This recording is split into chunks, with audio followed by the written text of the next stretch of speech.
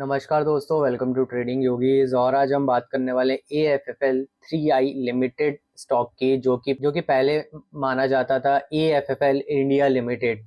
सो आज उसका quarter one के रिजल्ट आ चुके हैं। सो हम बात करेंगे उसके year on year and quarter on quarter दोनों की। सो इसमें ओवरऑल परफॉर्मेंस तो काफ़ी ज़्यादा ही स्ट्रॉन्ग दिखा रहा है, पर ओवरऑल पिक्चर हमें तब समझ में आएगी जब हम बैलेंस शीट पे इसके रेवेन्यू, प्रॉफिट्स, EPS, ये सारी चीज़ों के बारे में बात करेंगे। सो जितने भी नए लोग हैं इस चैनल पर, चैनल को सब्सक्राइब कर लें एंड वीडियो को लाइक भी कर सकते हैं अगर वीडियो पसंद आए तो। सो सबसे पहले हम चलते हैं अपनी स्क्रीन पे और बात करते हैं बैलेंस शीट की। सो बैलेंस शीट पे हम सारी चीज़ें पढ़ेंगे, उसके फंडामेंटल्स के बारे में, एंड उसके बाद हम जाएंगे चार्ट पे, जो कि हम टेक्निकल चार्ट पे जाएंगे और टेक्निकली हम उसको एनालाइज करेंगे कि भाई स्टॉक कहाँ पे अप ट्रेंड में जा सकते हैं कि डाउन ट्रेंड में जा सकता है। तो सबसे पहले हम बात करते हैं रेवेन्यू की। सो रेवेन्यू फ्रॉम ऑपरेशंस रहा 229 करोड़ रुपए। और अगर मैं इसके कंपैरिजन की बात करूं पिछले साल से, तो पिछले साल इसका था 200 करोड़ के आसपास। तो कंपनी ने अप्रोक्सीमेटली 20% की ईयर ऑन ईयर ग्रोथ दिखाई है। और अगर मैं सिर्फ ईयर ऑन ईयर ही नहीं, सिक्वेंशियल पे भी बात करता हूं तो ये पॉजिटिव है। अगर मैं मार्च की बात करता हूं तो 219 करोड़ था, जो कि बढ़कर अब जून में 240 करोड़ के आसपास पहुंच चुका है, जो कि क्यू ऑन क्यू भी 9% की ग्रोथ दिखा रहा है। अब हम इसके बाद बात करते हैं टोटल इनकम की। तो टोटल इनकम इस बार है इनकी 260 करोड़ के आसपास। पिछले साल इनकी इनकम थी 214 करोड़ के आसपास। इस बार अप्रोक्सीमेटली 21% की ईयर ऑन ईयर ग्रोथ दिखा रहा है टोटल इनकम में। मार्च क्वार्टर में अगर मैं बात करता हूँ तो 240 करोड़ के आसपास थी, मतलब सिक्वेंशियली भी 8.4% की इंप्रूवमेंट दिखा रहा है। ये इंडिकेट करता है कि भाई कंपनी का ओवरऑल परफॉर्मेंस काफी अच्छा चल रहा है, इनकम जनरेशन भी काफी हेल्दी बनी हुई है। अब आते हैं सबसे इंपॉर्टेंट नंबर पे, प्रॉफिट्स। दोस्तों रेवेन्यू ग्रोथ इंपॉर्टेंट है, लेकिन इन्वेस्टर के लिए सबसे ज्यादा इंपॉर्टेंट हो जाता है प्रॉफिट। Q1 की अगर मैं बात करता हूँ तो प्रॉफिट बिफोर टैक्स रहा 54 करोड़ के आसपास। पिछले साल जून क्वार्टर में रहा 40 करोड़ के आसपास। मतलब पीबीटी भी अप्रोक्सीमेटली 40% के आसपास ईयर ऑन ईयर ग्रोथ दिखा रहा है। और अगर मैं बात करता हूँ तो मार्च की, तो मार्च में क्वार्टर में रहा इनका 50 करोड़ के आसपास, जो कि कंपैरिजन में 8.4% की क्वार्टर ऑन क्वार्टर ग्रोथ दिखा रहा है। यानी प्रॉफिट ग्रोथ, रेवेन्यू ग्रोथ भी फास्टर हो रहा है। तो सारी चीजें आज काफी अच्छी चल रही हैं इनकी। हम बात करते हैं प्रॉफिट आफ्टर टैक्स की। सो Q1 का प्रॉफिट आफ्टर टैक्स रहा 40 करोड़ के आसपास। पिछले साल सेम क्वार्टर में पैट रहा 30 करोड़ के आसपास। मतलब अप्रोक्सीमेटली 40% के आसपास की ईयर ऑन ईयर ग्रोथ दिखा रहा है प्रॉफिट आफ्टर टैक्स ऑल्सो। और अगर मैं पिछले साल मार्च की बात करता हूँ तो भाई उस टाइम भी 37 करोड़ के आसपास था, जो जून में बढ़कर 40 करोड़ हो गया।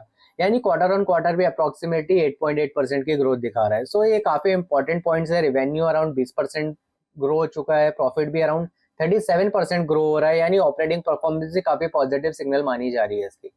एक्सपेंस की बात करते हैं तो भाई क्वार्टर में एक्सपेंस रहा 204 करोड़ के आसपास। पिछले साल जून में था 175 करोड़ के आसपास, यानी एक्सपेंस भी अप्रोक्सीमेटली 17% के आसपास ईयर ऑन ईयर ग्रोथ दिखा रहा है। अब हम बात करते हैं इसके ईपीएस की। तो अर्निंग पर शेयर भी क्वार्टर के अगर इस बार की मैं बात करता हूँ तो 2.9 रुपीज था। पिछले साल सेम ईपीएस 2.1 रुपीज था, यानी ईपीएस में भी 37% की ईयर ऑन ईयर ग्रोथ दिखा रहा है। और अगर मैं मार्च क्वार्टर की बात करता हूँ तब वो था 2.67, यानी सिक्वेंशियली भी 2 रुपीज के आसपास मान सकते हैं कि भाई इसका ग्रोथ दिखने मिल रहा है, जो कि अर्निंग पर शेयर होता है, जो कि इन्वेस्टरों के लिए काफी इंपॉर्टेंट माना जाता है।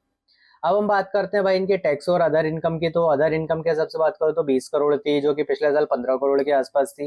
यानी अप्रोक्सीमेटली 13 करोड़ रहा, कंपेयर विद लास्ट करोड़ जो कि 10 करोड़ था। सो यानी इसमें भी ओवरऑल ग्रोथ ही दिखा रहा है। तो इसका ओवरऑल वर्डिक्ट हम क्या ले सकते हैं? रेवेन्यू में प्रॉफिट था, टोटल इनकम में प्रॉफिट था, पीबीटी भी अच्छा था, पैट भी अच्छा था, ईपीएस भी अच्छा था। तो ओवरऑल एएफएफएल का काफी अच्छा स्ट्रॉन्ग परफॉर्मेंस देखने को मिल रहा है हमें फंडामेंटल के थ्रू। अब हम चलते हैं स्क्रीन पे और बात करते हैं इसका technical analysis on the chart. तो अगर मैं सबसे पहले इसके हाई की बात करता हूँ तो इसका हाई रहा 2200 के आसपास, जो कि हमें 22 सितंबर 2025 के आसपास देखने मिल रहा था। और अगर मैं लो की बात करता हूँ तो लो तो काफी ज्यादा ही नीचे है, जो कि ये स्टॉक 2019 के आसपास लिस्ट हुआ था, जो कि इसका लो बनाता है 162 रुपीज। एंड अगर मैं मिड रेंज की बात करता हूँ तो यहाँ पे इसका काफी ज्यादा स्ट्रॉन्ग बेस हमें दिख रहा है ऑन द चार्ट, वो है 1360 रुपए के आसपास, जो कि काफी अच्छा ही स्ट्रॉन्ग बेस बनाने की कोशिश कर रहा है उस एरिया में। क्योंकि अगर मैं पहले की बात करता हूँ तो 21, 22, 23, 24 में ये पर्टिकुलर रेजिस्टेंस के से एज अ एक्ट करता था, पर अगर अगस्त 2024 के बाद ये एज अ सपोर्ट वर्क करने लगा है। सो काफी अच्छा ही सपोर्ट दिखा रहा है, जो कि है 1360 रुपए के आसपास। अब हम बात करते हैं इसके रेजिस्टेंस की। अगर रेजिस्टेंस की अगर बात करते हैं तो ये 1830 के आसपास एक छोटा सा रेजिस्टेंस है इसका। एंड अगर उसके बाद बात करता हूँ तो 2180 रुपए के आसपास इसका ऑल टाइम हाई है, जो कि एक थोड़ा सा रेजिस्टेंस हम उसको मान सकते हैं। अब हम क्या देख सकते हैं इसमें कि इसमें अप ट्रेंड चल रहा है कि डाउन ट्रेंड। तो अगर मैं नीचे से एक ट्रेंड लाइन ड्रॉ करता हूँ तो एक छोटी सी हमें ट्रेंड लाइन देखने मिल रही है, जो कि स्टार्ट हुई थी 23 मार्च के आसपास, एंड अभी भी उसको काफी अच्छी तरीके से ट्रेंड लाइन को फॉलो कर रहा है पर्टिकुलर चार्ट। एंड अगर मैं बात करता हूँ तो 23 जुलाई के आसपास, जो 27 जुलाई के आसपास इसने 10-12% की ऑलरेडी जंप दिखा दी है, जो कि काफी पॉजिटिव दिख रहा है इस पर्टिकुलर कंपनी के लिए। एंड अगर मैं बात करता हूँ तो जो छोटा सा रेजिस्टेंस जो अगर हम इंट्राडे के आसपास या एक वीक के आसपास अगर हमें रेजिस्टेंस की बात करता हूँ तो वो हमें मिल रहा है 1724 के आसपास। जैसे ही 1724 ब्रेक करता है तो हमें 1837 और उसके बाद ऑल टाइम हाई के आसपास भी देखने को मिल सकता है पर्टिकुलर स्टॉक। और अगर मैं डाउन ट्रेंड की बात करता हूँ तो जब तक ये पर्टिकुलर ट्रेंड लाइन ब्रेक नहीं करता है नीचे के साइड में, तब तक इसमें डाउन ट्रेंड आना अभी हम मानेंगे नहीं। सो यही था दोस्तों, और जितनी भी हम ये सारी चीजें बात कर रहे हैं on the technical chart, on the fundamental chart, ये सारी चीजें एजुकेशन पर्पस के लिए, इसमें हमारा कोई रिकमेंडेशन नहीं है बाय और सेल करने का। सो दोस्तों यही थी आज की Q1 रिजल्ट की AFFL की। अब मिलते हैं किसी और नई वीडियो में। धन्यवाद।